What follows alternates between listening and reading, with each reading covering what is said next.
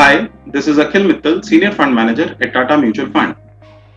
Firstly, I hope you and your family are safe in this period of pandemic.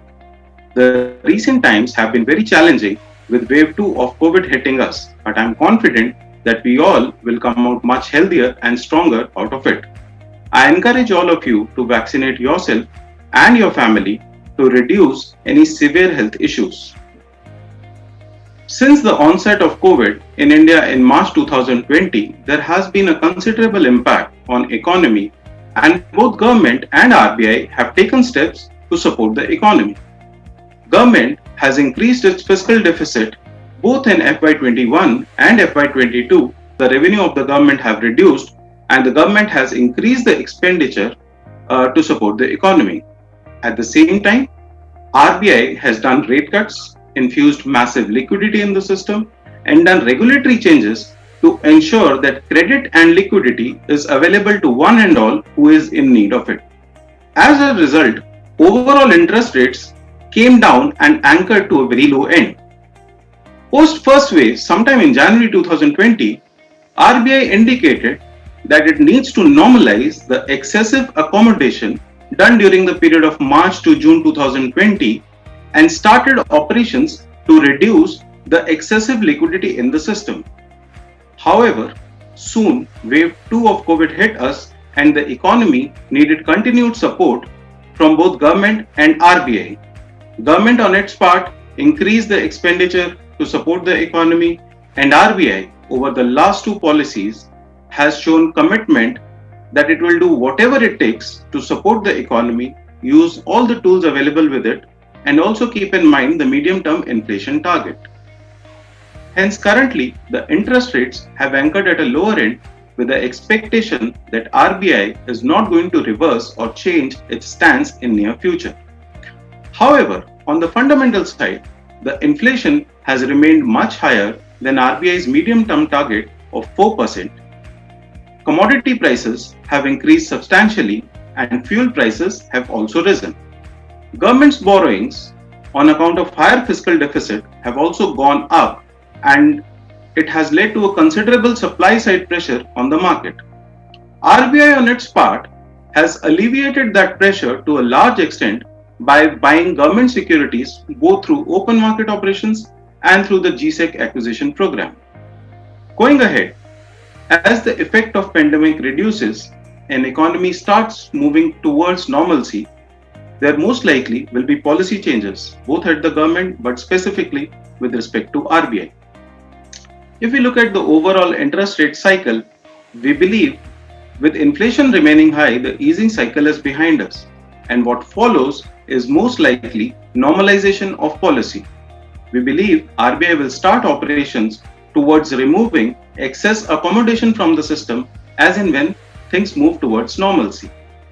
We believe RBI in the first place will address liquidity, which is right now in abundantly surplus mode, and thereafter also normalize the LAF corridor, which is the difference between repo rate and reverse repo rate, currently hovering at 65 basis points, and RBI is expected to take this back to 25 basis points by increasing the reverse repo rate, which is a long-term normal.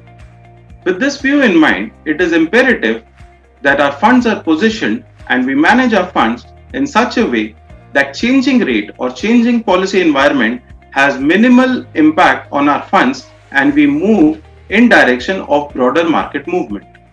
Hence, we have launched a new fund, that is Tata Floating Rate Fund, in the debt category of mutual funds. This fund is supposed to move in the similar direction as broader interest rate movement and would probably be the best suit in the upcoming interest rate environment. As the name suggests, floating rate fund means a fund which floats or which changes its positioning along with the change in the broader market attributes. Floating rate fund invests in floating rate instruments or in fixed rate instruments that are converted into floating rate by using swaps. So let's try and understand both of them in a summary. In case of floating rate instruments, the floating rate instruments are basically nothing but instruments which have a benchmark and a spread which define the coupon. For example, If we buy a 3-year bond of, let's say, ABC Corporation at MIBOR plus 200 basis points as a coupon, then it's called as a floating rate bond because MIBOR is floating in nature and is subject to change. Now we know that MIBOR tracks very closely to repo or reverse repo rate, whichever is the operational rate in the economy. So in this example, let's assume the repo or the reverse repo rate is hiked by 25 basis points. Now MIBOR will track very closely to the change. So MIBOR will also go up by 25 bips. This would mean that the coupon or earning for our instrument will go up by 25 basis points. So we move in line with the change in broader interest rate environment. Whereas in a fixed coupon bond, we would not have got additional income even after the rates have been hiked. In case of fixed income instruments, where swaps are used to convert fixed coupon instruments to floating, we know that swaps track very closely to the overall interest rate environment. For example, we buy a 3-year bond at 5% coupon for a ABC Corporation. Now we use swap, that is, we pay swaps to convert this into a floating rate instrument.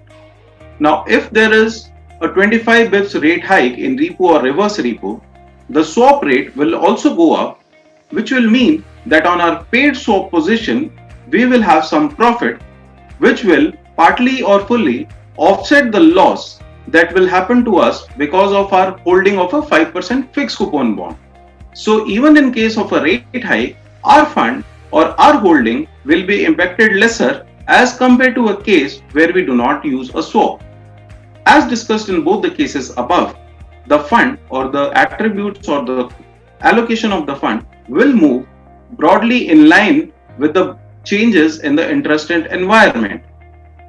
In our view, given the upcoming rate cycle, this fund would be a very well suited because it will ensure that our fund allocation or our investments are lesser impacted by change in policies or change in broader interest rate cycle. Floating rate fund gives us flexibility to not only manage the interest rate risk or the duration risk by changing the debt allocation, it also provides us additional tool in form of swaps, which we can use effectively to manage both duration and allocation in the fund. For example, we could change the outlay of swap. We could do a 50% swap use, 60% swap use, 70% swap use, or within the swap, we could choose different tenures of swap, 1 month, 3 months, 6 months, 1 year, 3 years, so on, as we feel is best suited for the rate environment. Overall, one has the flexibility to change the attributes of the fund to meet the upcoming cycle or to meet any cycle of interest rate that the fund is playing in.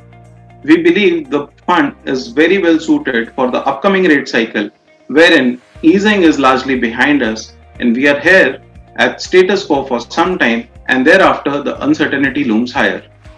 We believe the fund will be a well alternate among the investors as compared to other debt funds or traditional funds that we invest in. Looking forward for your continued support. Thank you. Take care. Stay safe.